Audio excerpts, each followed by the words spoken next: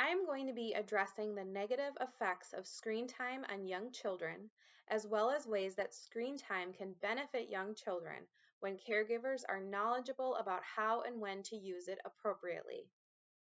I want to begin by laying a foundation of understanding about what the research regarding screen time and young children has found. There is a study referenced in the Early Childhood Development and Care Journal that reports that there is a link between increased screen time and reduced microstructural integrity in the white matter tracts that support language and literacy skills. This was found through MRI examination of the brains of children aged 36 to 63 months. A 2021 study showed that high levels of screen time are associated with attention issues, behavior issues, prosocial behavior, and hyperactivity. Another 2021 study showed that exposure to television screens in children aged 18 months can impair their attention at age 30 months, and exposure to higher levels of electronic media at age 29 months can predict concentration issues at 60 months.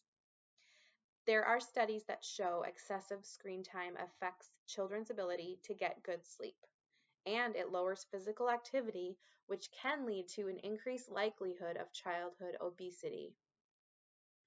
To address this issue, I propose that we educate families, caregivers, and other professionals about the research regarding screen time and early childhood. Building self-efficacy in caregivers and parents will directly affect young children. Adults also need to be educated on how screen time affects a child's brain development, their sleep, behavior, the ability to focus, academic skills, and social skills. I propose that this becomes part of the regular curriculum for parent education classes, as well as for any family who is enrolled in an early learning center or public school.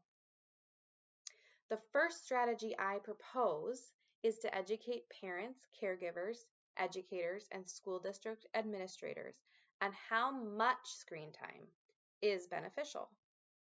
According to the American Academy of Pediatrics, children aged 0 to 2 years should use screens for the purpose of connecting with other family members or co-viewing educational material with parents as a learning tool to build language skills. Screen time should still be very limited. For ages 2 to 5, screen time should be limited to 1 to 2 hours or less per day. Families and early educators should also consider the quality of the content, the context of use, and opportunities the technology provides to strengthen or develop relationships. For children aged 6 to 8 in school settings, technology should be used as a tool for children to explore and become active creators of content. If children have more than one teacher, those teachers should be aware of how much screen time is being used across subject areas and at home.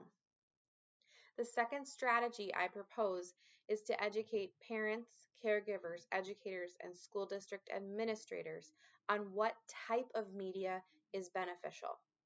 There are some wonderful apps, TV shows, and games that help boost math skills, language skills, literacy skills, and have interactive content that keeps kids thinking and engaged.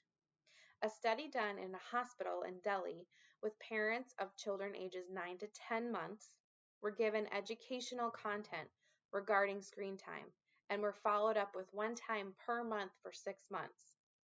The conclusion of this study was parental education starting in infancy is a promising intervention to reduce screen exposure in children. It may also have a positive impact on their development and behavioral skills. In conclusion, educating adults and building self-efficacy surrounding screen time and usage for early learners will help curb the negative effects that screen time can have.